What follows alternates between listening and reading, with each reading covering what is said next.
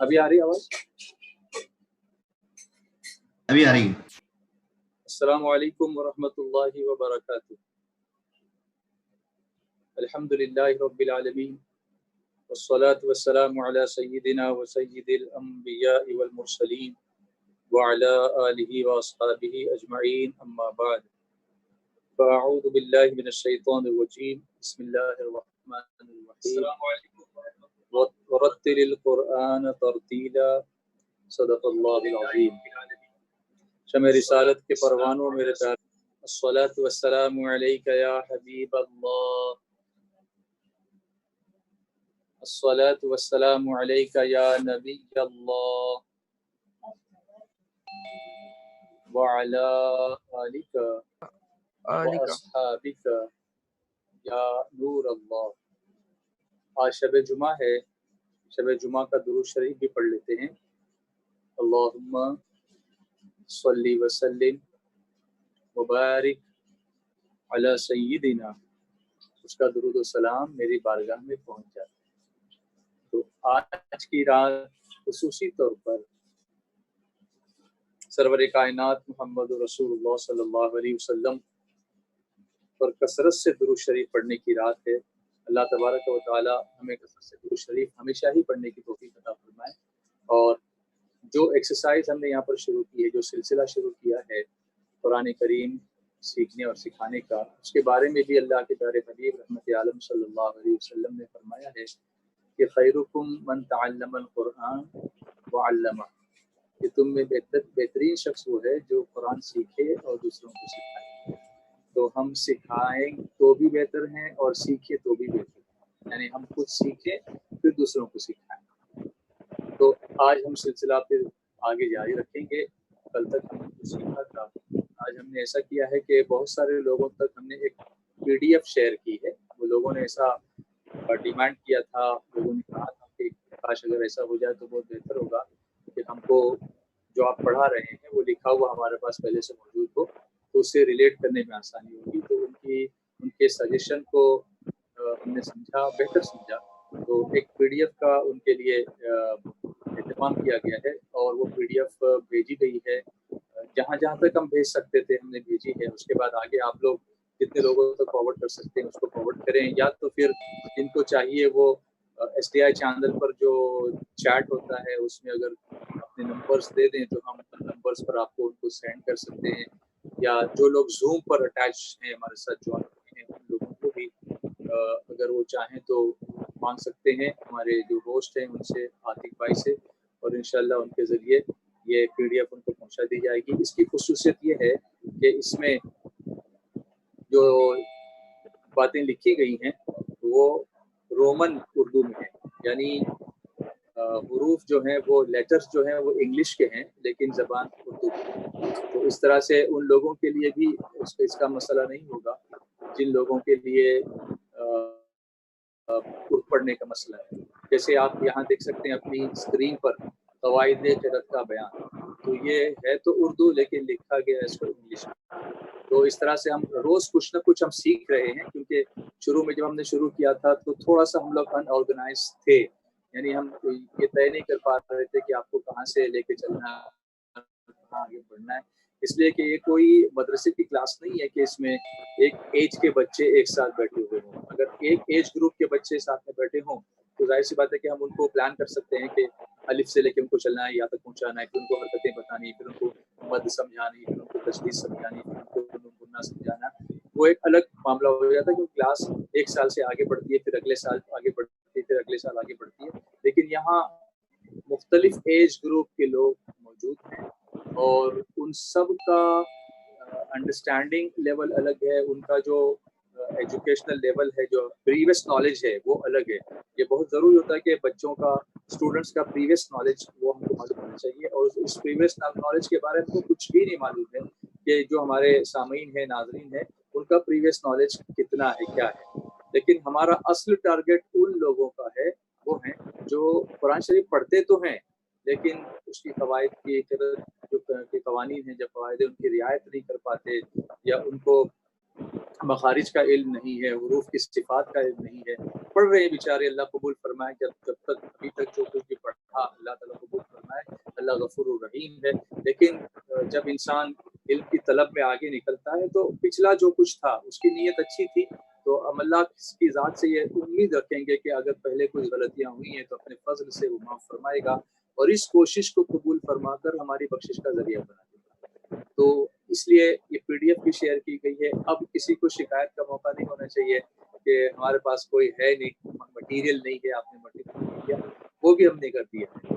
और भी कुछ अगर इनके साथ इन चीज़ों के साथ इम्प्रूवमेंट हम कर सकते हो तो वो भी इंशाल्लाह करेंगे, लेकिन धीरे धीरे आगे बढ़ेंगे। आपको जमे रहना है और ज़्यादा से ज़्यादा लोगों तक इसको शेयर करना है।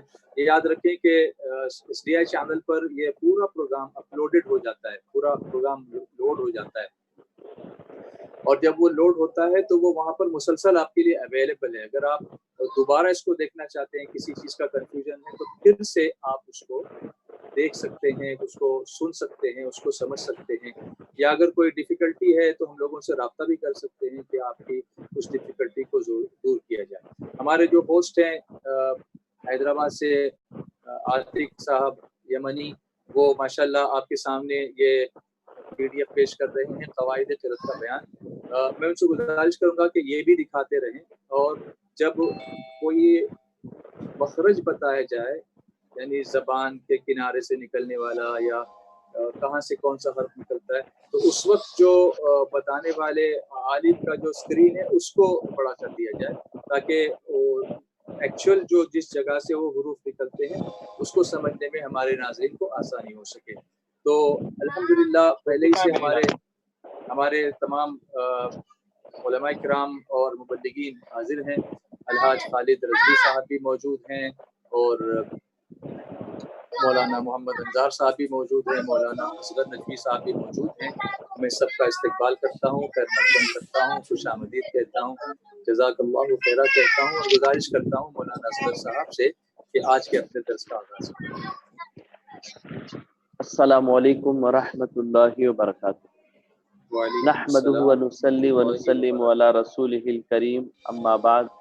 फ़अऊज़ु बिल्लाहि मिनश शैतानिर रजीम, बिस्मिल्लाहिर रहमानिर रहीम, वरत्तिलिल कुरान तरतीला, सदक़ल्लाहुल अज़ीम।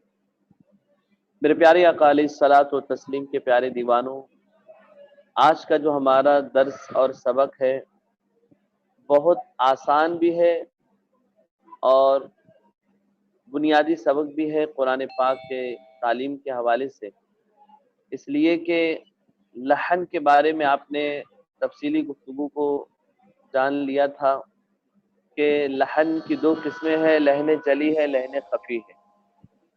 लहन जली कहते हैं बड़ी गलती को, लहन खफी कहते हैं छोटी गलती को। तो ये गलती होती कहाँ है, ये गलती होती कहाँ है? तो आज इंशाअल्लाह ताला ये सबक हम पढ़ लेंगे तो हम लहने जली से इंशाअल्लाह ताला महफूज हो जाएंगे। ये आज का जो हमारा सबक है ये हमें लहने जली से इंशाअल्लाह ताला महफूज रखेगा। बस थोड़ी सी तवज्जो मैं तमाम सामीन की, नाज़रीन की चाहूँगा। आज का हमारा ये सबक जो है किस तौर पर मैं आपके जहन में उतारने की कोशिश करूँगा। मैं अपने विसात के मुताबिक यही चाहूँगा कि आसान लबो लहजे में इसे आपको समझाऊँ। सबसे पहले हरकत कुल कितनी है? हरकत की जमा हरकत आती है। हरकत 3 है, ज़बर, ज़ेर, पेश। ज़बर ये ऊपर होता है, ज़ेर नीचे की जानिब होता है और पेश जो होता है वो गोल होता है। ये उसके पहचानने की अलामत है। आमतौर पर इसमें ज़्यादा डीपली जाने की हाजत नहीं है। ज़बर, ज़ेर, पेश इनको हरकत कहते हैं। फिर दूसरा सवाल ये होता है मुतहर्रिक किसे कहते हैं? तो मुतहर्रिक कहते हैं कि हरफ पर, जिस हरफ पर ज़बर हो या ज़ेर हो या पेश हो तो उसे मुतहर्रिक कहते हैं। इसे यानी आसान वो हर्फ जो है उस हरकत की जो हरकत उस पे लगाई गई है उसकी वजह से वो हरकत में आ जाता है, वो यानी हरकत में आ जाता है। हाँ, नून इसलिए के उसको ऊपर मुतहर्रिक कहते हैं। जी जी, नून है, उस पर कुछ भी नहीं है, लेकिन जब हाँ, तो हमने वो नून के साकिन ऊपर है, ज़बर मतलब लगा दिया, साकिन के माने ठहरा हुआ है, बिल्कुल स्टैंडिंग है, मोशनलेस है, उसको कोई मोशन नहीं है। लेकिन ज़बर से या पेश से या ज़ेर से उसको कोई मोशन दिया जाता है। जी जी जी जी, माशाअल्लाह।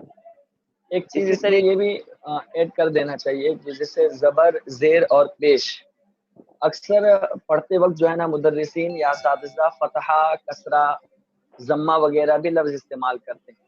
ہاں زبر، زیر، پیش ان تینوں کا نام دوسرا نام جو ہے زبر کا دوسرا نام فتحہ استعمال کرتے ہیں فتح جی جی، اور زیر کا نام جو ہے وہ کسرہ استعمال کیا جاتا ہے کسرہ اور جی. پیش کو ضمہ کہا جاتا ہے. اچھا اچھا یہ چیزیں بھی مینشن کر دینا وہ زیادہ بیسٹ رہے گا، بہتر. جی جی جی جی. آگے بہت ماشاء زیادہ اللہ. زبر ہونے کی کوشش مت کرو ورنہ زیر ہو جاؤ گے اور کسی دن اس کی بارگاہ میں پیش ہونا پڑے گا. پیش بھی ہونا پڑے گا. جی ماشاء اللہ. جی اب ہم نے تو جان لیا زبر، زیر، پیش، جیسے کہ ہمارے ساتھی مولانا انصار صاحب قبلہ نے بتایا کہ فتحہ، کسرہ اور ضمہ. اب مضموم، مقصور، مفتوح کسے کہتے ہیں؟ تو حرف کے آخر میں اگر زبر ہو، جیسے مثال کے طور پر الحمدللہ رب العالمین، نون کے اوپر زبر آیا، تو حرف کے اخیر میں اگر جو حرف ہے اس کے اخیر میں اگر زبر ہو تو اسے مفتوح کہتے ہیں، اور اگر حرف کے اخیر میں زیر ہو تو اسے مقصور کہتے ہیں آسان لب و لہجے میں، اور اگر حرف کے اخیر میں پیش ہو تو اسے مضموم کہتے ہیں. یعنی مثالیں وہی جیسے جو مولانا انصار صاحب نے بتایا کہ کسرہ، ضمہ، ضمہ، فتحہ، کسرہ اور فتح. فتحہ، کسرہ. اصل میں فتحہ، اس میں کسرہ کیا اور ہے دیکھیے ضمہ. جی ہوتا کیا ہے اس میں، اس کو پہلے جو حرکت ہے نا زبر، زیر، پیش، اس کا جی دوسرا ایک نام ہے. زبر ہاں کا نام فتحہ آتا ہے، فتح زیر کا نام کسرہ کسرہ آتا ہے جی اور پیش کا نام ضمہ آتا ہے. ضمہ. ٹھیک.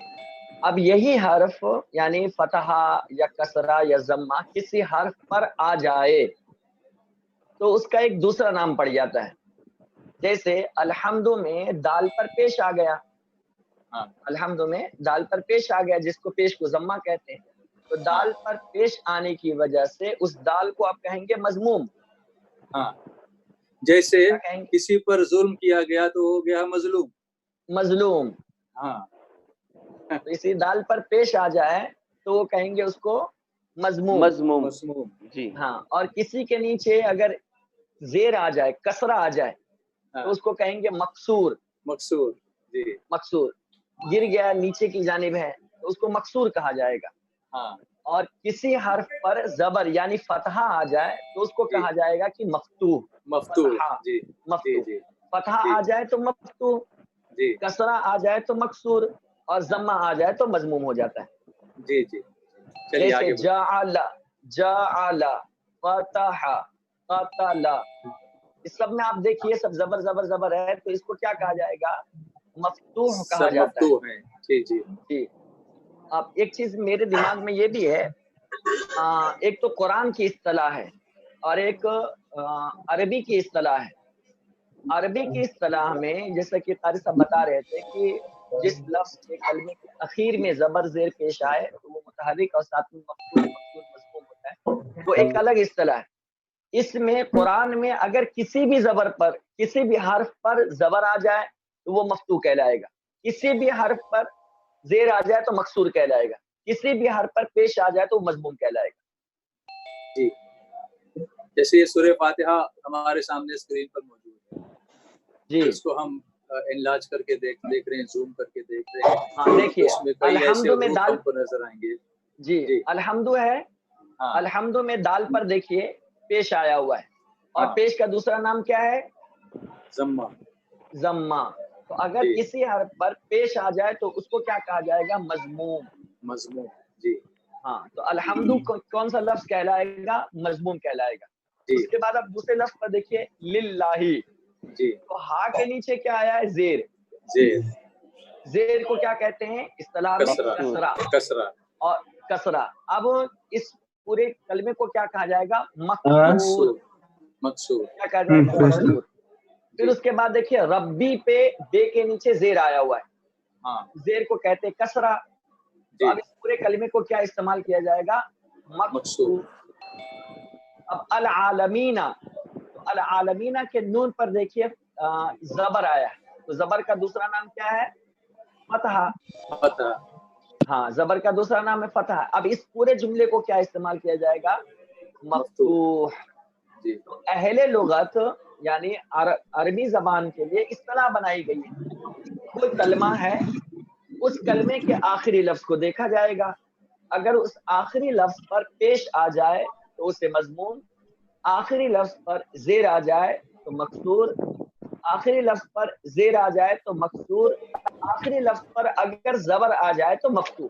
जैसे कि इस मिसाल में यहाँ पर दे दिया गया, लिख दिया गया, जी, जी, अर्रहमानी अर्रहीमी, ये दोनों मकसूर है क्योंकि दोनों के नीचे आप देखिए जेर यानी कसरा आया हुआ है। जी, जी। ठीक, चलिए आगे बढ़ते हैं। जी आगे बढ़िए। आगे बढ़ते हैं मौलाना असगर साहब, आप अभी तो continue करें। अल्हम्दुलिल्लाह बहुत अच्छे से आपने जान लिया मफ्तू किसे कहते हैं, मजमूम किसे कहते हैं, मकसूर किसे कहते हैं। यानी आम लोगों की सहूलत के लिए सिर्फ इतना समझ लें कि जेर, जबर, जेर और पेश, हाँ जी जी, ये तीनों हरकतें हैं। ये तीनों जी। हरकतें हैं। हाँ, बस अब ये यहाँ आप लोग से इतना भी समझ लेना, ज्यादा टेंशन न लें इसका कि अब बहुत ज्यादा अरबी कैसे सीख पाएंगे, कैसे समझ में आएगा। इतना समझ लें कि ये तीन हरकतें हैं और इससे आगे क्या होता है वो हम आगे पढ़ते हैं। अब यहाँ से जो है एक नई गुफ्तगू का आगाज होगा लहन के बारे में। जो लहनें जली होती हैं वो क्यों होती हैं? तो मैंने अर्ज यहाँ किया अभी था कि किसी हर्फ को बढ़ा देने से, किसी हर्फ को बढ़ा देने से जहां बढ़ाना नहीं है, यानी जबर है, जेर है, हमदू पेश है, अब किसी ने हरकत को बढ़ाया, अल्हम्दुलिल्लाहि रब्बिल आलमीन, तो पता चला कि जबर जेर पेश हरकत को बढ़ाया नहीं जाता है। बढ़ाया कहा जाता है, इसी के नीचे वाला जो हिस्सा है हमारे सबक का, उसमें बताया गया कि 3 हुरूफ हैं जिन्हें हुरूफ मद्दा कहा जाता है। हुरूफ मद्दा 3 हैं, अलिफ, वाव, या। अलिफ हमेशा मद्दा होता है और हमजा और अलिफ के बारे में बहस हमारी इंशाल्लाह कल गुजर चुकी है। आज उसमें न जाते हुए आप यूं समझें कि अलिफ या तो दरमियान में आता है या आखिरी लफ्ज आखिर में आता है। शुरू में कभी अलिफ नहीं आता है, दरमियान में या आखिर में आता है और अलिफ हमेशा मद्दा होता है। वाव मद्दा कब होता है? वाव पर जज़म हो, जज़म कहते हैं जो चांद की तरह बना होता है, उसे सुकून भी कहते हैं। वाव पर जज़म हो, सुकून हो और उस वाव से पहले पेश हो तो उसे कहते हैं वाव मद्दा। कुरान पाक में जहां पर भी वाव साकिन हो, उससे पहले पेश हो, तो उस वाव को एक अलिफ के बराबर खींच के पढ़ा जाता है। ये कायदा आप लोग जहन में रखें। या साकिन हो, या पर जज़म हो, सुकून हो और उस या से पहले जेर हो, तो उस या को भी एक अलिफ के बराबर खींच कर पढ़ा जाता है। अच्छा, तो यहाँ एक बात मैं समझना चाहूंगा कि 3 हरकतें आपने बताई, जबर, जेर और पेश। अब ये जो आप छोटा सा उल्टा चांद लगा के बता रही, जैसे नून सामने है उस पर, तो इसको क्या कहते हैं? साकिन। नून के ऊपर देखिए जो उसको बना है, जज़्म कहते हैं, उसको जज़्म कहते हैं। हाँ, तो जिस पर ये जज़्म होगा वो लफ्ज साकिन कहलाएगा ना, वो साकिन कहलाएगा, वो स्टेबल होगा, मतलब उस पर कोई हरकत नहीं है, नहीं है, स्टिल है। स्टिल, साकिन मतलब स्टिल, वो इंग्लिश में स्टिल कहते हैं उसको, तो वो स्टिल है, उसको कोई हरकत नहीं है। तो वो 3 हरकतें हैं और ये जो अलामत है, ये जो साइन है, ये साकिन का है, राइट? मैं जो समझ रहा हूँ सही है? सही है, जी जी, आगे बढ़ते हैं जी। तो इसी तरीके से वाव पर भी ये जज़म आता है, उसे वाव साकिन कहते हैं। तो उस वाव से पहले अगर पेश हो तो उसे कहते हैं वाव मद्दा, और या पर यही साकिन हो, जज़म हो, या पर यही जज़म हो, उससे पहले जेर हो तो उसे कहते हैं या मद्दा। ये 3 हुरूफ कुरान पाक में जहां भी आएंगे आपको एक अलिफ के मिकदार उसे खींच कर पढ़ना है। कौन से अगर हमने एक अलिफ के मिकदार उसे खींच कर नहीं पढ़ा तो अलिफ वाव या, अलिफ वाव, इसकी मिसालें भी कुरान पाक में हैं। हाँ, इसको इस तरह पढ़ा जाएगा। जी, इसको थोड़ा सा समझ लीजिए। अभी आपने 4 चीजें शुरू में समझ ली थी, एक जबर, एक जेर और एक पेश, ये 3 चीजें, और एक जज़म को। ये 4 चीजें आपने हमारे दर्स में अभी जो हजरत ने बताया वो ये है। यहाँ एक चीज खास तौर से ध्यान में रखने की है, अगर किसी भी हर्फ पर सिर्फ पेश आए ना, सिर्फ पेश, तो उस हर्फ को कभी भी नहीं खींचेंगे। बात मेरी समझ रहे हैं? अगर किसी भी हर्फ पर अगर किसी भी हर्फ पर सिर्फ पेश आ जाए, जैसे अलहम्दु में दाल पर आप देखें सिर्फ पेश है, उसके आगे कुछ भी नहीं है, तो उसको क्या करेंगे, कभी खींचा नहीं जाएगा। इसी तरह लिल्लाही में देखिए हे के नीचे जेर है, तो किसी भी हर्फ के नीचे जेर हो तो क्या करेंगे, उसको कभी नहीं खींचेंगे। ये स्क्रीन पर अब आया, ये अब आया स्क्रीन पर, अलहम्दु में दाल पर सिर्फ पेश है, देखिए दाल पर सिर्फ पेश है, उसके आगे वो वर्ड वहाँ पे पूरा हो गया है, एक नया वर्ड आगे से स्टार्ट हो रहा है, लिल्लाही एक अगला वर्ड स्टार्ट हो रहा है, अलग है, तो दाल को कभी नहीं खींचा जाएगा। उसके बाद आप देखिए लिल्लाही में सिर्फ हाँ है, हाँ के नीचे जेर है, उसके बाद कोई हर्फ नहीं है, उसको भी क्या करेंगे, जल्दी ही पढ़ेंगे, खींचा नहीं जाएगा। इसी तरह रब्बी में जो बे है उसको भी खींचा नहीं जाएगा, क्योंकि उसके बाद भी कुछ नहीं है। ठीक है, लेकिन थोड़ा सा आगे आप जाइए, अल आलमीन में मीम, देखिए मीम, लफ्ज मीम है, मीम के नीचे जेर आया, और उस जेर के बाद देखिए या साकिन है, या है ना। तो अगर जेर आए, ये हमेशा याद रखिएगा, बहुत आसान रूल है, जेर के बाद अगर ये साकिन आ जाए, देखिए अभी आतिक भाई ने उस पर जज्म लगा दिया वहां पर, और उसको एरो के जरिए बता रहे हैं, इस पर कोई हरकत नहीं है। जी, पूरे कुरान का ये कायदा है। हाँ जी, अगर जेर के बाद या साकिन आ जाए, जो जैसा कि मीम यहाँ लिखा हुआ है, जेर के बाद या साकिन आए तो हमेशा उस जेर वाले हर्फ को खींचा जाएगा, खींच कर पढ़ेंगे। आलमी, आलमी, क्योंकि जेर के बाद या आया लाया गया है। जी, बात समझ रहे हैं? जी, हाँ। उसके बाद आप थोड़ा सा और नीचे आइए, ये तो जेर वाली मिसाल हो गई। इय्याका नअबुदु में आ जाइए, डायरेक्टली इय्याका नअबुदु। नाबुदु को आप देखिए यहाँ पर आयत नंबर 5 में, 5 के नीचे है ना, इय्याका नअबुदु। अब यहाँ देखिए दाल पर सिर्फ पेश आया हुआ है, जी है, तो अब इस दाल को क्या करेंगे, जल्दी पढ़ा जाएगा, खींचा नहीं जाएगा। जैसे बहुत सारे लोग पढ़ते हैं इय्याका नअबुदु व इय्याका नस्तईन, तो उस दाल के बाद वाव साकिन नहीं है। जी, कभी भी कायदा ये है, जेर के बाद या साकिन, पेश के बाद वाव साकिन। जी, पेश के बाद क्या होना चाहिए, वाव साकिन होना चाहिए। लेकिन देखिए दाल के बाद वाव साकिन नहीं है, बल्कि आगे, उसके आगे दूसरा सेंटेंस शुरू हो रहा है व इया, और वाव मुतहर्रिक है, यानी वाव पर जबर है। तो इस दाल को नहीं खींचा जाएगा। और उसी के आगे देखिए, उसी की मिसाल गैरिल मगदूबी पे देखिए, डायरेक्टली आ जाइए, उसी दाल की मिसाल मैं दे रहा हूँ नीचे।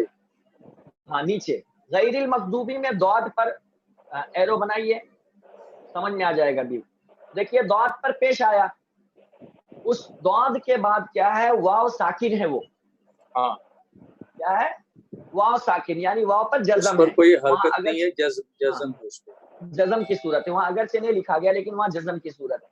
तो अगर पेश के बाद वाव जज़म के साथ आ जाए, तो ऐसी सूरत में जो दौद वाला हर्फ है उसको खींचा जाएगा। मगदूबी, क्या किया जाएगा, मगदूबी, इसको खींच कर पढ़ा जाएगा। ये दो हर्फ समझ गए आप? यानी अगर दूसरे अल्फाज में ये कहें कि जो हरकत है उसकी पहचान ये है कि उसको जल्दी से पढ़ा जाए। जी हाँ, जब तक कि उसके साथ कोई और खींचने वाला नहीं हो, जो आपने बताया खींचने वाले। हाँ जी, वो जो खींचने वाले होंगे तो ही खींचा जाएगा। जबर जेर को कभी नहीं खींचा जाता है, और खींचने वाले हुरूफ भी 3 ही हैं, अलिफ वाव या। जबर जेर पेश जो है ना, ये कभी नहीं खींचे जाते हैं। कब खींचे जाएंगे, इसको खास तौर से ध्यान में रखना है। अगर जबर के बाद अलिफ आ जाए, क्या आ जाए, जबर के बाद अलिफ आ जाए, तो उस जबर वाले हर्फ को खींचा जाएगा। एक देर के बाद ये साकिन आ जाए, क्योंकि अलिफ तो हमेशा वैसे साकिन होता है, उसका मसला ही नहीं है। زیر کے بعد یا ساکن آ جائے تو اس زیر والے حرف کو کھینچا جائے گا، اور پیش کے بعد واو ساکن آ جائے تو اس پیش کو کیا کیا جائے گا؟ پیش والے حرف کو کھینچا جائے گا۔ کل ملا کر 6 چیزیں ہم کو سمجھ میں آئی ابھی۔ زبر، زیر، اب پیش۔ ایسا کرتے ہیں کہ مولانا اظہر صاحب ایسا کرتے ہیں کہ مولانا اصغر صاحب جو لیسن لے کے چل رہے تھے پہلے اس کو ہم سمجھ لیتے ہیں، اس کے بعد اس کی جو تفصیلات ہیں وہ دھیرے دھیرے آگے سمجھتے ہیں، ورنہ ہم آگے ایک دم جمپ کریں گے تو شاید کنفیوژن ہو جائے گا۔ میں معافی چاہتا ہوں، پلیز۔ جی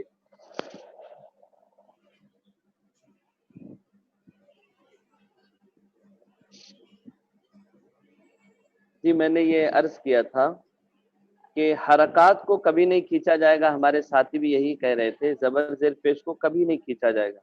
کھینچنے کا سبب ہونا چاہیے، کھینچنے کا سبب ہوتا ہے الف مدہ، واو مدہ اور یا مدہ۔ اس کی تفصیل ہمارے ساتھی نے آپ کو بڑے پیارے انداز میں سمجھایا ہے، میں بھی 2-3 مثالوں کے ذریعے سے سمجھانے کی کوشش کروں۔ جیسے کہ ہم سورہ اخلاص پڑھتے ہیں، لم یلد ولم یولد، یولد، تو دیکھیے پیش کے بعد واو ساکن آیا ہے، تو اس واو کو کھینچیں گے کیونکہ یہاں پر واو مدہ پایا جا رہا ہے۔ ولم یولد، اگر کوئی اسے پڑھے ولم یولد، ولم یولد، یعنی اس نے واو مدہ کو چھوڑ دیا تو یہ لہن جلی کی صورت پائی گئی، اور قرآن پاک کے ایک حرف میں کمی کرنا یہ حرام و گناہ ہے، لہذا اس سے ہمیں بچنا بے حد ضروری ہے۔ اسی طریقے سے سورہ ناس ہم پڑھتے ہیں، الذی یوسوس فی صدور الناس، فی صدور، دیکھیے واو پیش کے بعد واو ساکن آیا ہے، صدور الناس۔ اب کوئی ہمارے ساتھی، کوئی ہمارے بھائی اسے پڑھیں الذی یوسوس فی صدور الناس، صدور ان پڑھا، جبکہ واو کو کھینچ کے پڑھنا چاہیے تھا، صدور الناس، کیونکہ واو مدہ ہے، تو ہم نے نہیں پڑھا تو لہن جلی کی صورت پیش آئے گی اور ایسا پڑھنا حرام ہے، لہٰذا یہاں واو مدہ کو کھینچ کر پڑھا جائے گا۔ اسی طریقے سے آپ سورہ ناس پڑھیے، تو سورہ ناس میں بے شمار مثالیں الف مدہ کی، کس طور پر؟ قل اعوذ برب الناس، دیکھیے زبر کے بعد الف آیا ہے، ناس، ملک الناس، الہ الناس، من شر الوسواس واو کے بعد الف مدہ، وسواس الخناس، دیکھیے خناس میں بھی الف مدہ ہے، خناس، الذی یوسوس فی صدور الناس میں الف آیا، من الجنتی ہمارے بعض ساتھی پڑھتے ہیں من الجنتی والناس، جنتی تا کو کھینچ دیتے ہیں۔ میں ابھی کہنے والا تھا عاتق بھائی سے کہ سورہ ناس کو ڈسپلے کیا ہے ہماری اسکرین پر، تو انہوں نے میرے دل کی بات سن لی، اللہ جزائے خیر عطا فرمائے۔ یہ سورہ ناس ہماری اسکرین پر ڈسپلیڈ ہے، اور جو لوگ ہمارے ساتھ زوم پہ جوائن کر رہے ہیں پلیز اپنے آپ کو میوٹ کر لیں، یہ آوازیں ان کے بیچ میں ڈسٹرب کرتی ہیں، یا تو خاموش بیٹھے رہیں، پلیز دوسروں کو ڈسٹرب نہ کریں۔ تو یہ یہاں پر سورہ ناس ہے۔ مولانا پھر سے ایک بار اس کو آسان لہجے میں اس کو ذرا سنائیے تو اچھا لگے گا، مشق بھی ہو جائے گی۔ ماشاءاللہ، دیکھیے ہم نے جو سبق پڑھا ہے حروف مدہ، اب اس کا ہم اجرا یہاں پر کریں گے۔ اجرا کی صورت میں ہم سورہ ناس کو پڑھیں گے۔ میں تمام ناظرین سامعین سے گزارش کروں گا کہ اب ہم اجرا شروع کرتے ہیں، اس پر دھیان دیں۔ سب سے پہلے بسم اللہ الرحمن الرحیم، آپ نے کیا کہا مولانا؟ اجرا شروع کرتے ہیں۔ وہ کیا ہوتا ہے؟ اجرا کہتے ہیں کہ جو ہم نے پڑھا ہے اس کو پریکٹیکلی عملی طور پر ہم دیکھتے ہیں کہ ہم نے جو پڑھا ہے حروف مدہ یہ کہاں کہاں ہے۔ سورہ ناس میں انشاءاللہ ہم اس کا اجرا کریں گے، اسے پریکٹیکلی طور پر دیکھیں گے کہ الف مدہ، واو مدہ، یا مدہ کہاں ہے۔ تو سب سے پہلے قل اعوذ، تو دیکھیں اعوذ میں واو ہے، اس سے پہلے پیش ہے، تو اس واو کو کہیں گے واو مدہ، اس کو کھینچ کے پڑھیں گے اعوذ، قل اعوذ برب الناس۔ تو ایک مثال واو مدہ کی آپ نے سمجھ لیا، اعوذ کے واو کو کھینچ کر پڑھنا ہے۔ اس کے بعد برب الناس، تو دیکھیے ناس میں زبر کے بعد الف آیا ہے، اسے کہتے ہیں الف مدہ، تو ناس کے الف کو کھینچ کر پڑھیں گے، کیسے؟ برب الناس، اب اگر کوئی ہمارے ساتھی پڑھے بربن نس، نس نس کر دیے تو انہوں نے الف مدہ کو چھوڑ دیا، یہ لہنے جلی کی صورت ہوگی، جبکہ ایسا کوئی پڑھتا نہیں ہے، لیکن سمجھنے سمجھانے کے لیے میں نے عرض کیا کہ الف کو پڑھیں گے کھینچ کر، ناس اس طریقے سے، ملک الناس۔ اب اگر کوئی ہمارے ساتھی پڑھے ملیک الناس، کیونکہ میں نے اکثر مشق کراتے وقت اس چیز کو غور کیا ہے، ہمارے بعض ساتھی ملیک الناس پڑھتے تو لام کو کھینچتے ہیں، ملیک الناس، تو لام کو نہیں کھینچا جائے گا، کیوں؟ کیونکہ لام کے بعد یا نہیں ہے، اگر ملیک الناس پڑھیں گے تو یا آ جائے گی، جبکہ جلدی پڑھیں گے ملک الناس، تو دیکھیں ناس میں پھر الف مد آیا۔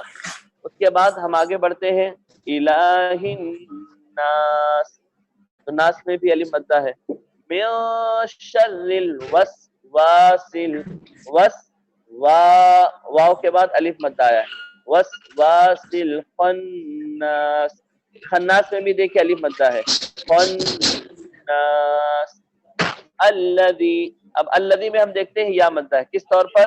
دیکھیں زال کے نیچے زیر ہے اور اس زیر کے بعد یا ہے، تو اسے کہتے ہیں یا مدہ، اس یا کو کھینچ کے پڑھیں گے، کس طور پر؟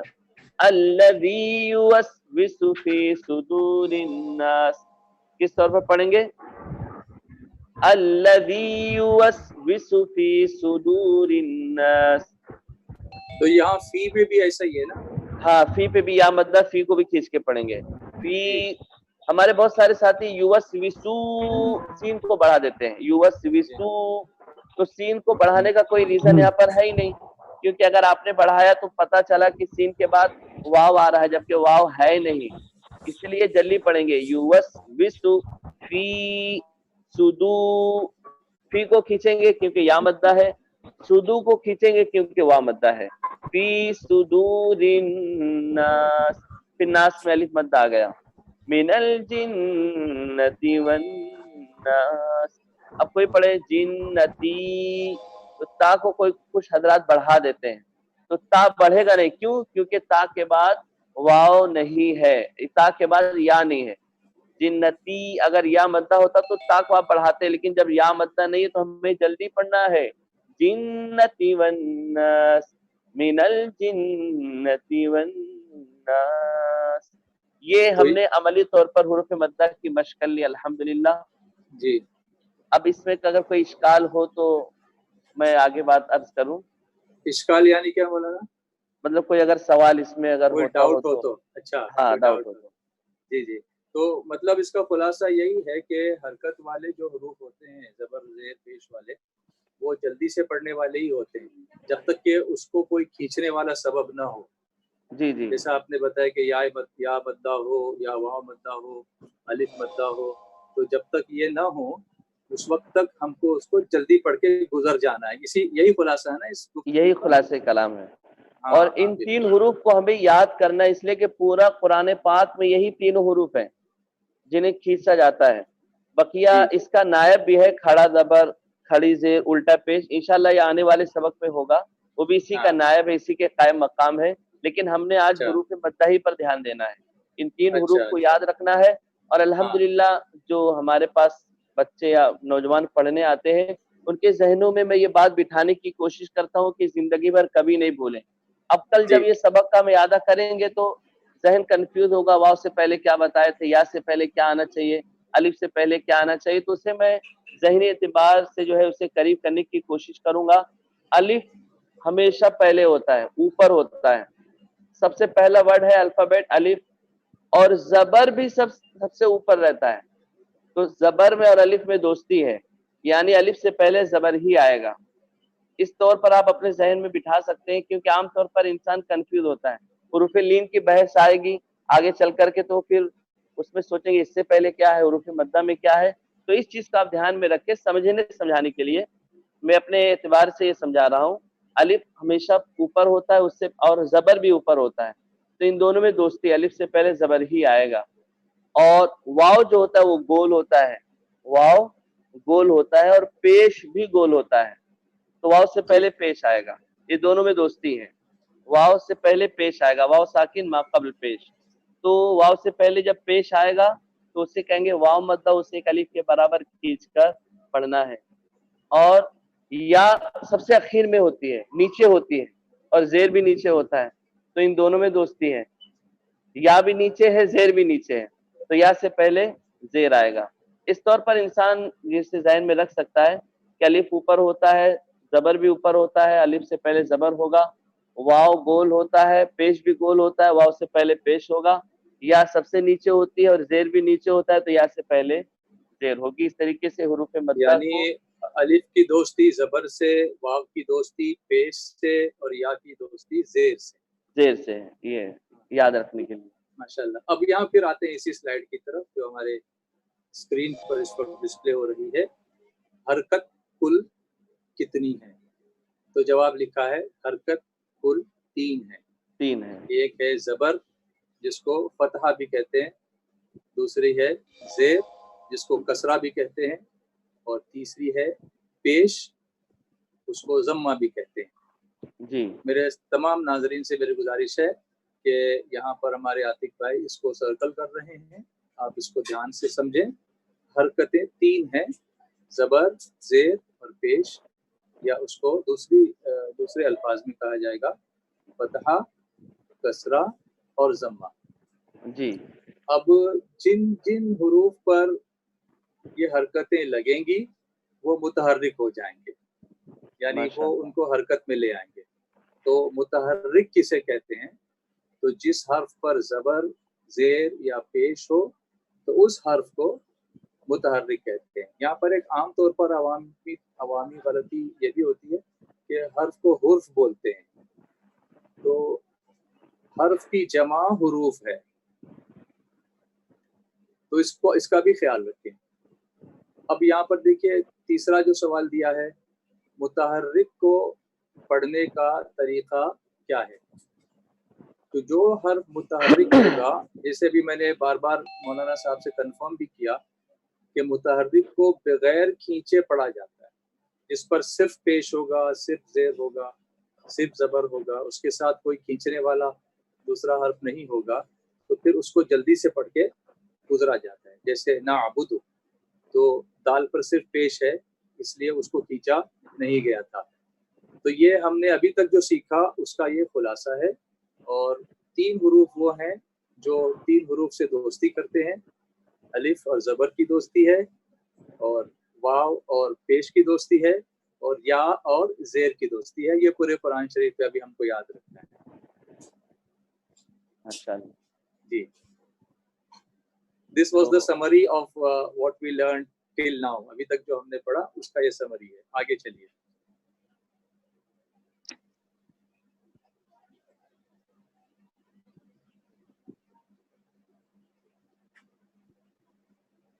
अब आगे है साकिन किसे कहते हैं? जिस हर्फ पर जज़म हो उस हर्फ को साकिन कहते हैं।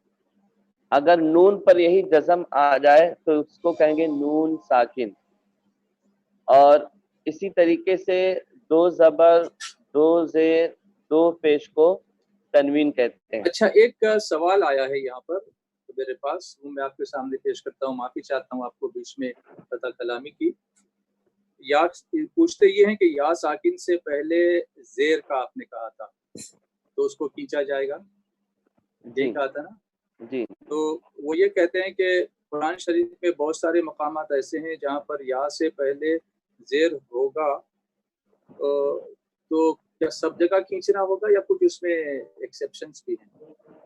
देखिए, अब जैसे मिसाल के तौर पर मैं उनके सवाल का जो मतलब समझ रहा हूँ शायद यही होगा।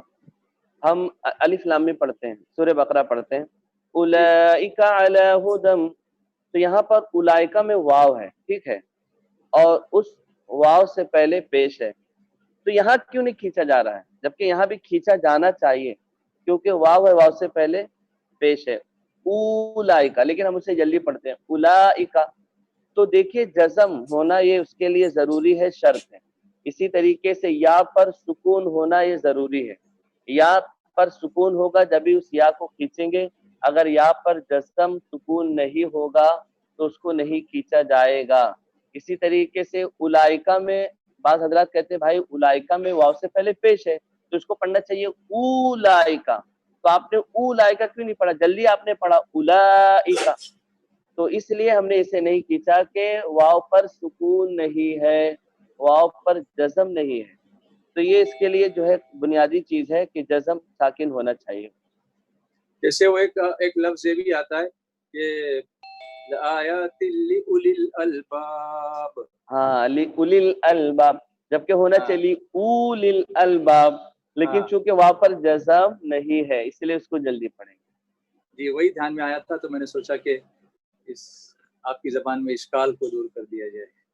ماشاءاللہ الحمدللہ۔ جی تو آگے نون بڑھائیے۔ ساکن کا آغاز یا تنوین کے قواعد کا آغاز کیا جائے یا یہیں پر اسے روک دیا جائے؟ کل اسے ہم کنٹینیو کرتے ہیں جیسے قاری صاحب فرمائے۔ نون ساکن جو تنوین کے جو قواعد ہیں آج ہی اس کی شروعات کی جائے یا کل کی جائے؟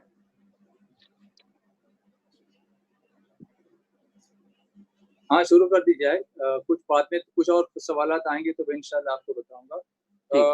میں سمجھتا ہوں کہ نون یہ تنوین والی مشق آپ آگے شروع کر دیں تو انشاءاللہ باقی چیزیں پھر اگر کچھ ایسی ڈاؤٹ ہوگا پہلے والے درس کا تو ہم اس کو پوچھتے رہیں گے۔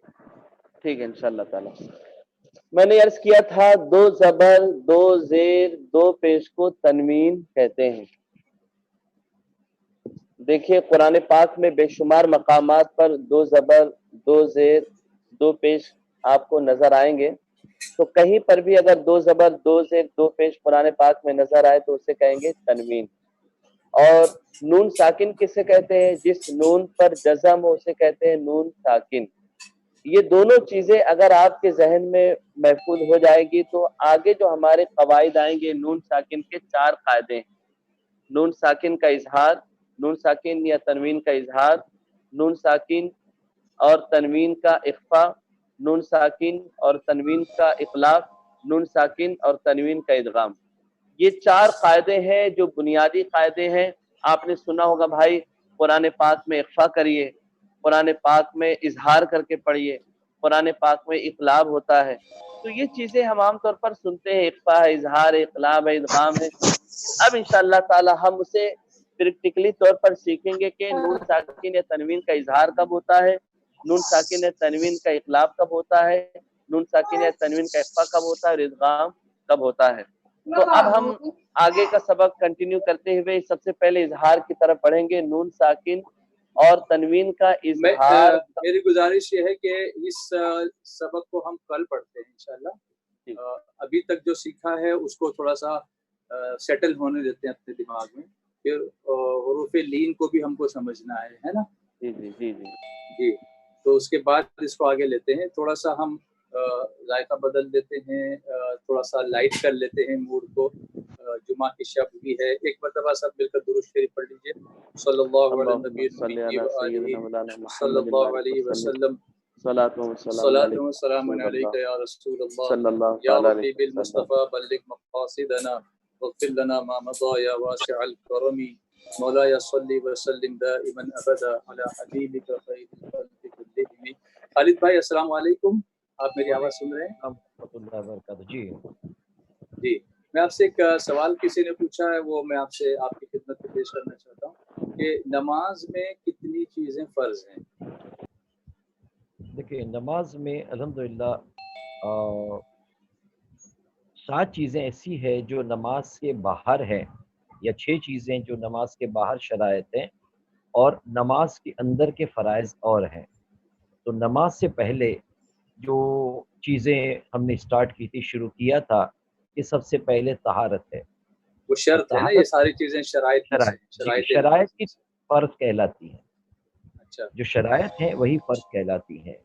دیکھیں ہماری عوام جو ناظرین ہیں یا سننے والے سامعین ہیں، یہ فقہی اصطلاحات کو نہیں جانتے، اور ہماری ہمیشہ کوشش رہتی ہے کہ ہم دنیاوی انداز میں سمجھا کر کے بات لوگوں کے ذہن میں بٹھا دیں۔ اگر فقہی اصطلاحات اگر بیان کی جائے تو ہمارا جو مجموعہ ہے، ہماری عوام ہے، وہ جلدی اس کو ایبزارب نہیں کرے گی، ان کے سر سے اونچی چلی جائے گی۔ اس لیے ہماری کوشش رہے گی کہ ہم اپنی زبان میں، عام فہم زبان میں، ان کے ان سوالوں کے جوابات دے کر کے ان کو اطمینان دلا سکیں۔ تو جو نماز سے پہلے کے جو 6 شرائط ہیں اس میں سب سے پہلے طہارت ہے۔ طہارت کے ضمن میں 3 چیز آتی ہیں جس کو ہم نے آغاز کیا تھا۔ ایک تو بدن کا پاک ہونا، دوسرا کپڑے کا پاک ہونا، اور تیسرا جو ہے وہ جگہ کا پاک ہونا۔ کل ہم نے بدن کے پاک ہونے کے تعلق سے چند باتیں بتائی تھی۔ آج میرا ذہن یہاں اس طرف تھا کہ میں آج آپ کو جگہ کا پاک ہونا اور کپڑوں کا پاک ہونا اس کے تعلق سے چند باتیں جو آپ کے روزمرہ کے معاملات میں ہوں اس کو بتانے کی کوشش کروں۔ تو ایک شرط ہے پہلی طہارت، دوسری ہے استقبال قبلہ، یعنی کعبے کی سمت کا معلوم ہونا، کیونکہ جب نماز پڑھیں گے تو اس میں ہمارا رخ بالکل قبلے کی سمت ہونا چاہیے۔ اگر قبلے کی سمت نہیں ہوا تو اس سے یہ ہوگا کہ ہماری نماز میں خلل واقع ہوگا۔ تو نماز کی جو 6 شرائط ہیں اس کو آپ اطمینان سے سمجھ لیجئے تاکہ اگلی طرف بڑھنے میں ہمارے لیے آسانی ہو۔ نماز کی 6 شرائط ہیں: طہارت، ستر عورت، استقبال قبلہ، وقت، نیت اور تکبیر تحریمہ۔ انشاءاللہ ہماری اگلی نشستوں میں ہم ایک ایک چیز کو لیتے چلیں گے۔ تو ذہن یہ تھا کہ آج ہم طہارت لے کر چل رہے ہیں۔ طہارت میں ہم نے صرف ابھی ایک بات کو لیا تھا، اب 2 باتیں ہماری تفصیل طلب تھی، اور یہ بھی ذہن میں رہے کہ ہم پوری تفصیل میں ڈیٹیل میں نہیں جائیں گے۔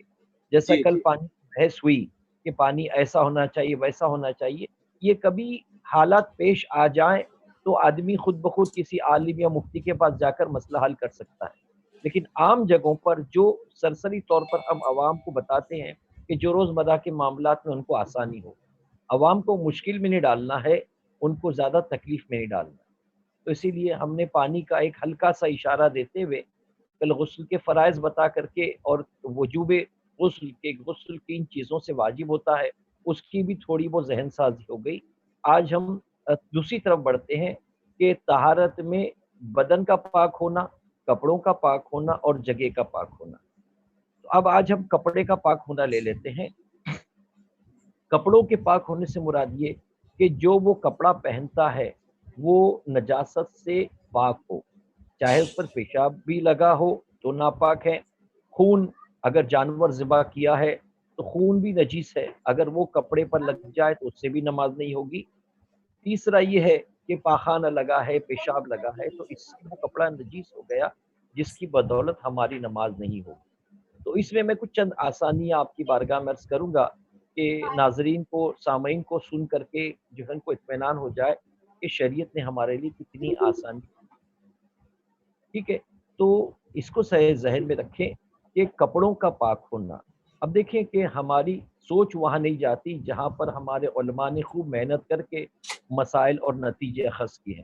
حضور اعلیٰ حضرت عظیم البرکت فرماتے ہیں کہ اگر کسی نے پتنگ لوٹی، یعنی پتنگ کا مانجا لوٹا، آپ دیکھتے ہیں پتنگ جس ڈور سے اڑائی جاتی ہے اس کا کسی نے مانجا لوٹ لیا اور اس مانجے کے ساتھ کسی نے لے کر کے اپنے بدن کے بٹن ٹاگ دیے، تب بھی نماز مکروہ تحریمی ہوگی۔ اگر دھوبی کو کپڑے دیے اور کپڑے دینے میں ہمارے کپڑے بدل گئے اور دھوبی نے کہہ دیا کہ آپ کے کپڑے بدل گئے، آپ یہ رکھ لو وہ رکھ لے گا، تو اعلیٰ حضرت فرماتے ہیں کہ ان کپڑوں کے ساتھ نماز پڑھنا نماز مکروہ تحریمی ہوگی۔ تو جو کپڑے جس پر ہمارا حق نہیں ہے ویسے کپڑوں کے ساتھ نماز پڑھنے پر نماز نہیں ہوگی، مکروہ تحریمی ہوگی، چہ جائے کہ اگر ہمارے بدن پر جو کپڑے ہیں وہ نجیس ہوں اور غلاظت والے ہو جس میں ہم کو دھونا لازم ہے، اگر ہم نے اس کو پاک کیے بنا نماز پڑھی تو ہماری نماز نہیں ہوگی۔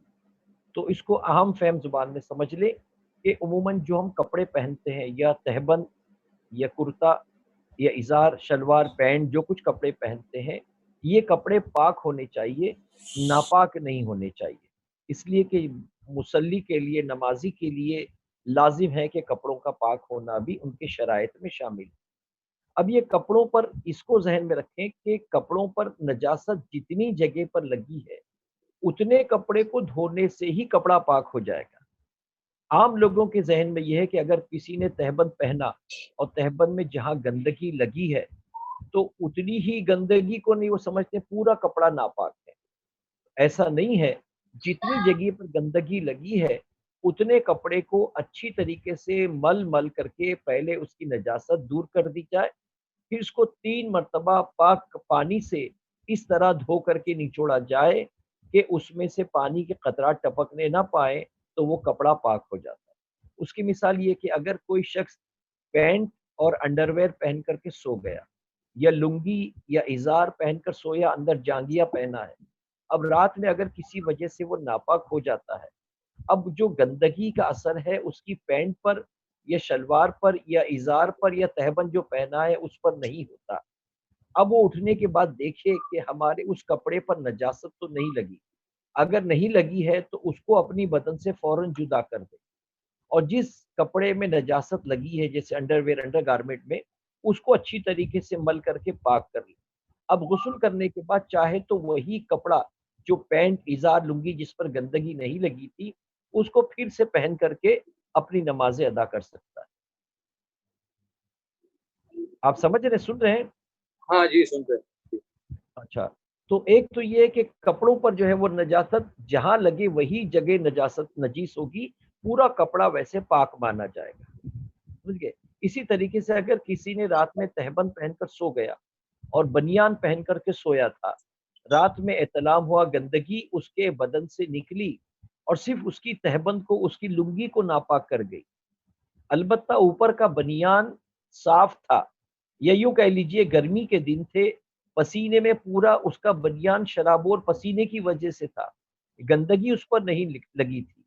اب اگر اس نے اٹھ کر کے اپنے اس بنیان کو اتار کر رسی پر ڈال کر پھیلا دیا تاکہ وہ ہوا کے ذریعے سوکھ جائے، اور تہبند کو دھو ڈالے، اس کو پاک کر لے، پاک کرنے کے بعد اگر غسل کرے اور غسل کر کے وہی بنیان جو اس نے ہوا میں پھیلایا تھا اس کو پہن کر نماز پڑھے گا تو بلا شبہ اس کی نماز جائز ہو جائے گی، کیونکہ اس کے بنیان پہ گندگی نہیں لگی ہے۔ اگر بنیان پہ گندگی لگی ہوتی تو اتنا حصہ بنیان کا دھو کر کے وہ کپڑا پاک کیا جا سکتا ہے۔ بعض مرتبہ آپ دیکھتے ہیں کہ کچھ لوگ احتلام ہو گیا تہبند میں اور سو گئے تھے، احتلام ہو گیا، اب اٹھ کر کے اگر وہ غسل کرنا چاہتے ہیں تو اس بات کو بھی ذہن میں رکھا جائے کہ مرد کے لیے ناف سے لے کے گھٹنے تک کا چھپانا فرض ہے، اس کو دکھانا حرام ہے۔ ہمارے بہت سے احباب جگہ کی قلت کی وجہ سے شہروں میں کبھی کبھی ایسے حمام میں، غسل خانے میں غسل کرتے ہیں کہ جس میں دروازہ نہیں ہوتا، صرف پردہ ہوتا ہے، یا بعض لوگ راستے پر، روڈ پر کسی کنارے بکیٹ میں، بالٹی میں پانی نکال کر غسل کرتے ہیں۔ تو جو لوگ ایسی جگہ غسل کرتے ہیں جہاں سے عوام کا گزرنا ہوتا ہے، آنا جانا ہوتا ہے، کوئی ان کو برہنہ دیکھ سکتا ہے، تو ویسوں کے لیے تو فرض ہے کہ وہ تہبند یعنی اپنے سطر کو چھپا کر کے غسل کرے۔ اب اگر ایک صاحب نے یہ سوچ لیا کہ رات میں جس تہبند میں ہی احتلام ہو گیا، اب میں اسی کو پہن کر کے غسل کروں گا، اور اسی کو پہن کر غسل کیا تو وہ پاک نہیں ہوگا بلکہ اس کی نجاست اور اس کے بدن پر پھیل جائے گی، تو اس کا طریقہ کار یہ ہونا چاہیے کہ اگر جو تہبند پہن کر سویا تھا اس پہ رات کے کسی حصے میں احتلام ہوا، گندگی لگ گئی، اب اگر وہ سوکھ کر کڑک ہو گئی ہے، سخت ہو گئی ہے وہ جگہ، تب اوپر سے وہ پاک لنگی پہن لے، اور جو ناپاک لنگی تھی اس کو نیچے سے نکال کر اچھی طریقے سے اس کی جہاں گندگی لگی ہے اس کو بھیگا کر کے اس کی چکنائی کو مل کر کے صاف کرے، پھر 3 پانی سے اپنی اس تہبند کو اچھی طریقے سے نچوڑ کر کے پاک کر لے۔ اب جب وہ تہبند پاک ہو گئی، اب اسی گیلی تہبند کو باندھ لے، اور جو سوکھی تہبند پہنا تھا اس کو اتار کر کے کسی رسی پر، ٹوٹی پر لٹکا دے۔ اب اچھی طریقے سے پورا وہ گیلی تہبند پہن کر کے غسل کر لے، اور اس کے بعد بدن پوچھ کر کے وہ پاک لنگی جو پہلے پہنا تھا وہی پھر سے پہن لے، اور ناپاک لنگی کو اچھی طریقے سے اتار کر کے مل کے پاک کر لے، تو اس طرح انشاءاللہ اس کی تہبند بھی پاک ہو گئی، یعنی کپڑا بھی پاک ہو گیا، جو پہلے تہبند پہنا تھا وہ بھی پاک ہو گیا، اور اس کا بدن بھی پاک ہو گیا۔ جی ماشاءاللہ۔ ہاں، اب اس کے علاوہ دیکھیں کہ تہبند ہے یا بنیان ہے، یہ دونوں پہن کر کے آدمی جو ہے وہ ناپاک ہوا تھا۔ اب اگر کسی نے اس کے گود میں سر رکھ کر کے سو گیا، یا اس نے بچے کو گود میں لے لیا खुद तो नापाक था, कपड़े नापाक हैं, और उसको किसी को गोद ले लिया, उसका बदन सूखा है, तो उसके बदन को छूने से उसका कपड़ा भी नापाक नहीं होगा। क्योंकि आम जगह ये मशहूर हो गया है कि जैसे मैंने अच्छे खासे बॉम्बे में देखा है कि कभी कभी नई नवेली दुल्हन को चंद लोगों में एक ऐसा भी सुनने में आया कि उनके यहाँ ये सिलसिला है कि रात में नई नवेली दुल्हन से भी घर को पोंछा मारा जाता है। मैंने जब तहकीक की तो पता चला कि वो सोचते हैं, वो ये जानते हैं, उनके बुजुर्गों ने उनको ये बताया कि मियाँ बीवी जब अपने बिस्तर से नापाक उतरते हैं, अपने पलंग से उतरते हैं, तो जहाँ जहाँ उनके कदम लगते हैं या जिन जिन जगहों को वो छूते हैं, वो समझते वो जगह भी नापाक और नजीस हो गई। हत्ता कि नल को खोल कर पानी लिया है तो नल को भी वो धोते हैं। तो ये एक खाम ख्याली है, बेवकूफ़ी है कि नापाक आदमी है तो उससे अगर किसी को छुआ तो उससे नापाकी नहीं होगी। हदीस शरीफ में और रिवायत में आता है कि सरकार अबद करार अलैहिस्सलाम ने सैयदना आयशा सिद्दीक़ा रज़ी अल्लाह ताला अन्हा के साथ ये मामला फरमाया कि आप पर जो है गुस्ल वाजिब था, और नबी करीम सल्लल्लाहु अलैहि वसल्लम ने फरमाया कि आयशा, मस्जिद से फरमाया कि आयशा मुझे वो नमाज का कपड़ा दो। सैयदना आयशा सिद्दीक़ा रज़ी अल्लाह ताला अन्हा ने अर्ज़ किया कि हुजूर मुझ पर गुस्ल लाजिम है, तो आपने फरमाया गंदगी तुम्हारे हाथ में थोड़ी लगी। तो इस तरह सैयदना आयशा सिद्दीक़ा रज़ी अल्लाह ताला अन्हा ने वो नमाज के लिए कपड़ा उठा करके दे दिया। तो इससे पता चला कि बहुत सी गलत फहमियाँ आज भी हमारे माशरे में कायम है, उससे हमको बचना चाहिए। बल्कि यूपी वालों में तो ऐसी मिसाल भी मिलती है कि हमारे करीब में एक साहब के घर डिलीवरी हुई, तो उनकी बीवी को जब हॉस्पिटल से घर लाया गया तो उनकी बीवी की माँ ने दामाद को बुलाकर कहा कि फौरन घर को पाक कर लो, साफ कर लो, क्योंकि जच्चा अपने बच्चे के साथ आने वाली है। इसने कहा कि क्या बात है? तो कहा कि फौरन जानमाज, कुरान शरीफ, दीनी किताबें सब अपने रूम से निकालो और किसी पड़ोस के घर में रख कर आओ, इसलिए कि इस घर में औरत आएगी अपने बच्चे के साथ, वो जच्ची की हालत में है, निफास की हालत में। तो वो दौड़ करके मेरे पास आए, मुझसे कहा कि क्या ऐसा लाजिम है कि घर में कोई जचकी वाली औरत हो जो निफास में मुब्तला है, निफास के अय्याम में है, तो उसके आने से क्या घर नापाक हो जाता है? मैंने कहा ऐसा नहीं है। तो उन्होंने मुझे ले जाकर के अपनी खुश दामद अपनी सास से मिलाया, और जब मैंने उनकी ज़हन साजी की तो उनके ज़हन में बात बैठी कि भाई आने वाली जच्चा अपने हद तक नापाक है। इसीलिए फुकाहे कराम ने तो बड़ी तफसील बताई है कि अगर जच्चा हो या हैज वाली औरत है, अगर उसके सर पे दुपट्टा है और वही दुपट्टे का आधा सिरा उसके सर से मर्द ने लेकर अपने सर पर रख करके कुरान मजीद की तिलावत की तो कोई बात नहीं। माना कि वो खातून नापाक है, उस पर गुस्ल के अय्याम है, गुस्ल करना है, वो हैज़ो निफास में है, लेकिन अगर उसके गोद में सर रख करके अगर मर्द ने कुरान पढ़ा तब भी कोई शिकायत नहीं, तब भी कोई जो शरीयत की गिरफ्त नहीं है। यहाँ तक के कपड़ा पहन लिया, पाक मगर कपड़ा ऐसा करना मुनासिब भी नहीं ना। कुरान शरीफ पढ़ना है तो जरा अदब के साथ बैठे हुए अच्छा है कि हाँ, वो तो से ही देंगे। बैठे, देखिए अदब से कुरान बैठे, मजीद आदाब अपनी जगह है। इतनी भी कि सुस्ती न कुरान करे शरीफ- कि भी अभी गोद पे सर रख के सो रहा है और फिर कुरान शरीफ पढ़ रहा है। नहीं, ये देखें कि अल्हम्दुलिल्लाह हम जी। तो हिंदुस्तान में रहते हैं तो बहुत जी। एहतियात करते हैं कि वजू करते हैं, खुशबू लगाते हैं, किबले की सिमत होकर बैठते हैं, और जब जी। कुरान पढ़ा जाता है तो जमीन पर बैठते हैं, तो घर वाले भी अदब से ऊंचाई पर नहीं बैठते। ये अपनी जगह, लेकिन ये होना अगर चाहिए, लेकिन यही इसको होना कायम चाहिए। रहना चाहिए, इसको बाकी रहना चाहिए। लेकिन मैं अर्ज कर रहा हूँ कि अगर शोहर दिलजोई के लिए बीवी के गोद में सर रखे और उस वक्त अगर लेटे लेटे कुछ कुरान की तिलावत करता रहे, तब भी शरीयत ने उसको इजाजत दी है। ये नहीं कहा जाएगा कि औरत नजीस है तो उसके गोद में सर रखकर कुरान पढ़ना हराम और नाजायज होगा, ऐसा नहीं है।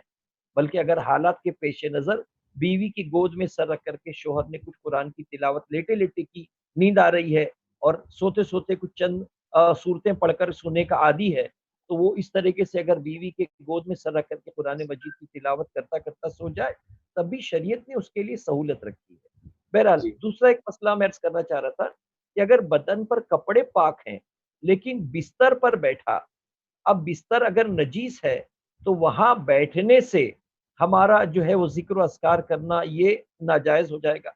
इसके लिए क्या बेहतर है कि बिस्तर के ऊपर एक न्यूज़ पेपर बिछा लिया जाए, क्योंकि हमारे बिस्तर ऐसे होते हैं, घर में छोटे छोटे बच्चे हैं, अगर रोजाना उठते उठते सोते सोते पेशाब करते हैं तो वो गद्दे रोजाना नहीं धोए जाते, तो वो गद्दों में ही एब्जॉर्ब हो जाते हैं, उसी पे पेशाब उतर जाता है, और फिर हफ्ता महीना जब मौका मिलता है तो हम अपने बिस्तरों को पाक करते हैं। तो अगर उसके ऊपर कोई कॉटन की चादर बिछा दी जाए या उस पर कोई न्यूज़पेपर बिछा दिया जाए, और न्यूज़पेपर पर बैठ करके कोई हाथ में कुरान मजीद लेकर पढ़ना चाहे तो बिला शुबा पढ़ सकता है, इसलिए कि अब वो नजीस जगह पर नहीं है।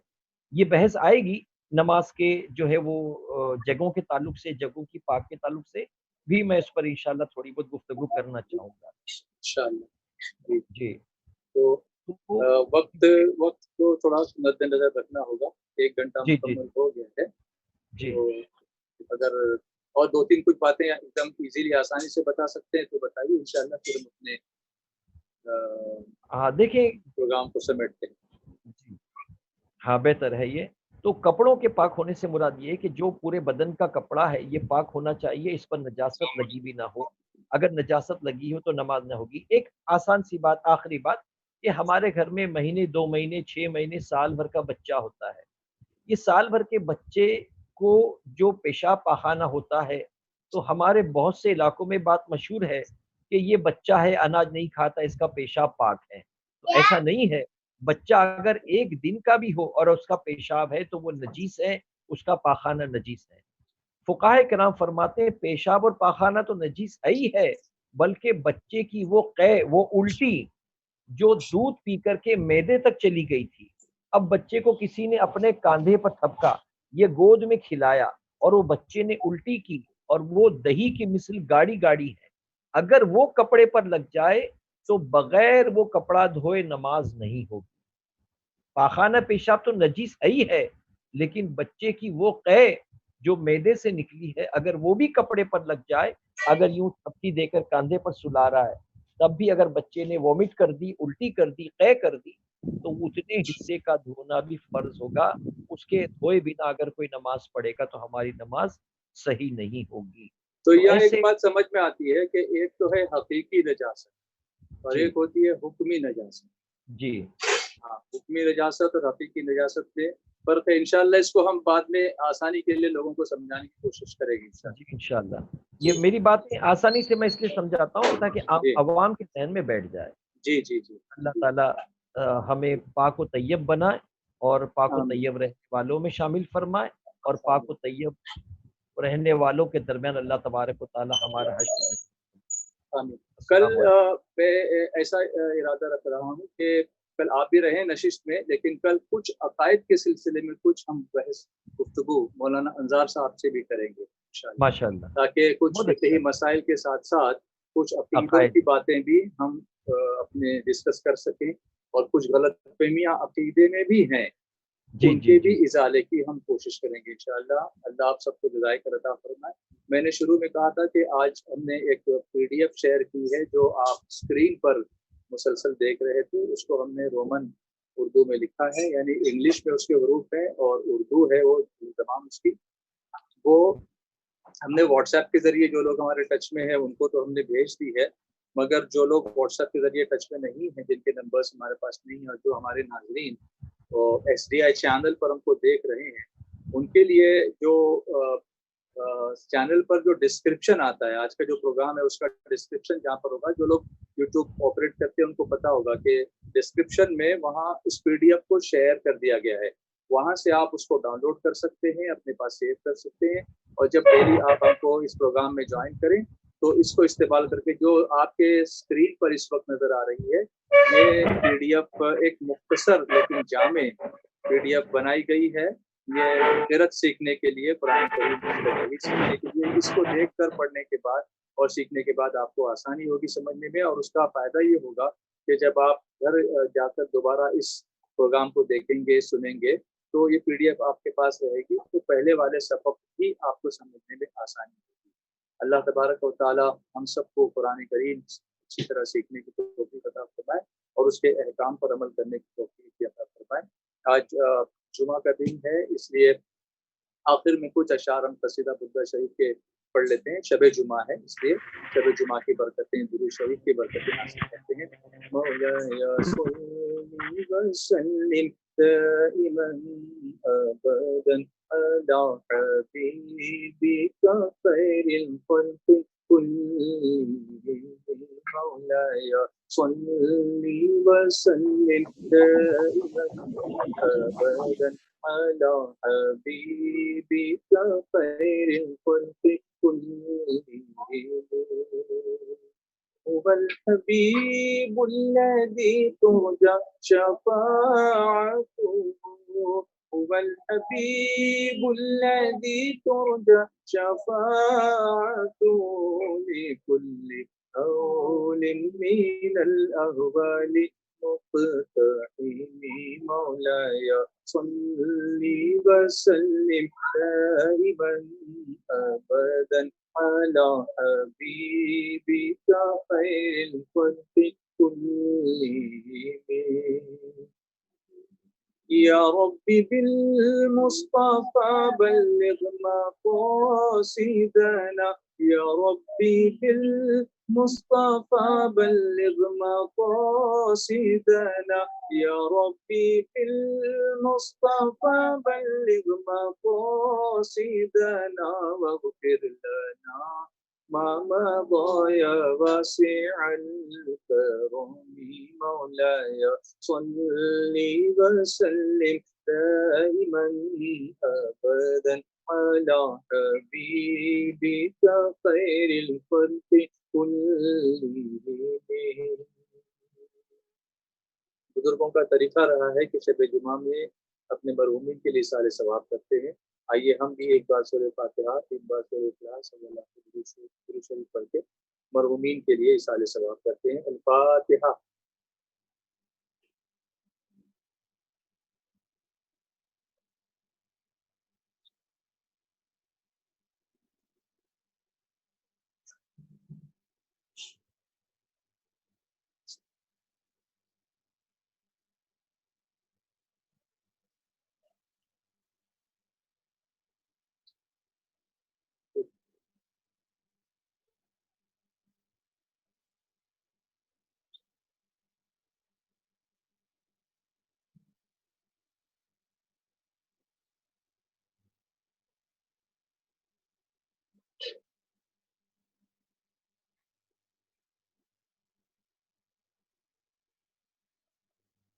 قال الله تبارك وتعالى في شان حبيبه الكريم: إن الله وملائكته يصلون على النبي يا أيها الذين آمنوا صلوا عليه وسلموا تسليما.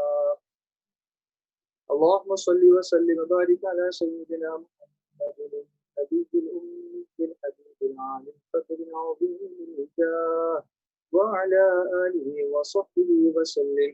اللهم ربنا تقبل منا إنك أنت السميع العليم وتب علينا إنك أنت التواب الرحيم. ربنا اغفر لنا ولإخواننا الذين سبقونا بالإيمان ولا تجعل في قلوبنا غلا للذين آمنوا ربنا إنك رؤوف رحيم. اللهم أعز الإسلام والمسلمين، اللهم انصر الإسلام والمسلمين، اللهم أيد الإسلام والمسلمين وأذل الشرك والكفرة واليهود والنصارى والمشركين. اللهم ارحم أمة محمد صلى الله عليه وسلم رحمة عامة. اللهم اغفر أمة محمد صلى الله عليه وسلم مغفرة عامة وألف بين قلوبهم وأصلح ذات بينهم وانصرهم على عدوك وعدوهم. ربنا آتنا في الدنيا حسنة وفي الآخرة حسنة وقنا عذاب النار وأدخلنا الجنة مع الأبرار. يا عزيز يا غفار يا كريم يا ستار يا رحيم يا جبار يا خالق يا بار.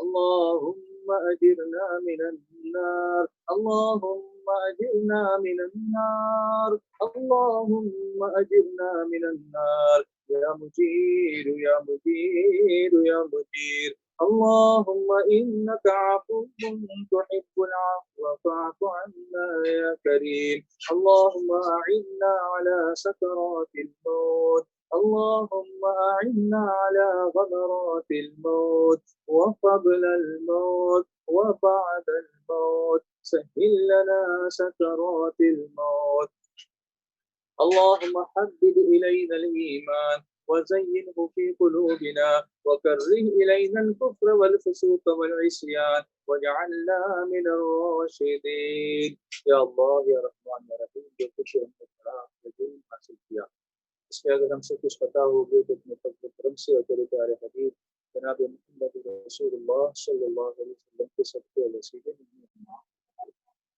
جو گناہ انجانے میں ہوئے یا جان بوجھ کر ہوئے اللہ تیرے حبیب کے صدقے میں معاف فرما دے ہمیں ہمیشہ گناہوں سے بچنے کی توفیق عطا فرما توبۃ نصوحہ نصیب فرما سچی توبہ نصیب فرما اور اس پر استقامت نصیب فرما یا اللہ علم دین حاصل کرنے کی توفیق عطا فرما علم نافع عطا فرما قرآن کریم کا علم عطا فرما قرآن کریم کی تلاوت کرنے کی توفیق عطا فرما اور اس کو صحیح طریقے سے مخارج کی اور اس کی صفات کی رعایت کے ساتھ پڑھنے کی توفیق عطا فرما یا اللہ قرآن کا نور ہمارے سینے میں اتار دے اور ہمیں قرآن کے احکامات پر عمل کرنے کی توفیق عطا فرما یا اللہ ہمیں خواب غفلت سے جگہ ہمیں نماز کا پابند بنا دے ہماری دعاؤں میں تاثیر پیدا فرما دے کثرت کے ساتھ درود شریف پڑھنے کی توفیق عطا فرما استغفار کی توفیق عطا فرما یا اللہ ہم سب کی جان مال عزت آبرو کی حفاظت فرما ایمان کی سلامتی دے ایمان پر خاتمہ بالخیر نصیب فرما